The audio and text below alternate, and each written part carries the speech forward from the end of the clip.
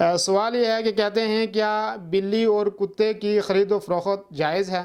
تو اس سلسلے میں بعض علماء جو ہے وہ بلی کی جوازیت کے قائل ہیں، کہتے ہیں کہ بلی کو بیچ سکتے ہیں، لیکن صحیح بات اور راجح بات اس سلسلے میں یہ ہے کہ بلی کا بیچنا بھی منع ہے اور کتے کا بیچنا تو ہے ہی منع ہے، لیکن بلی کا بیچنا بھی جو ہے وہ منع ہے۔ اس کی دلیل کیا ہے؟ جس کے راوی حضرت ابی زبیر ہیں، وہ کہتے ہیں کہ سألت جابرا عن ثمن الکلب والسنور قال زجر النبی صلی اللہ علیہ وسلم عن ذلك۔ کہتے ہیں تو مسلم شریف کی روایت ہے جس میں اللہ کے نبی صلی اللہ علیہ وسلم نے بلی کے بیچنے سے جو ہے وہ منع کیا ہے۔ ایسے ہی ابو داؤد شریف کی ایک روایت ہے اور ترمذی شریف کی بھی ایک روایت ہے جس میں اللہ کے نبی صلی اللہ علیہ وسلم کا فرمان ہے کہ نہا رسول اللہ صلی اللہ علیہ وسلم عن ثمن الکلب والسنور، جس کو علامہ البانی نے صحیح کہا ہے کہ نبی کریم صلی اللہ علیہ وسلم نے کتے کی بیع سے ہمیں منع کیا ہے اور ایسے ہی بلی کی بیع سے جو ہے وہ منع کیا ہے۔ تو اس سے یہ ثابت ہوتا ہے کہ بلی کی بیع جو ہے وہ ناجائز اور حرام ہے۔ ایسے ہی سعودی عرب کی جو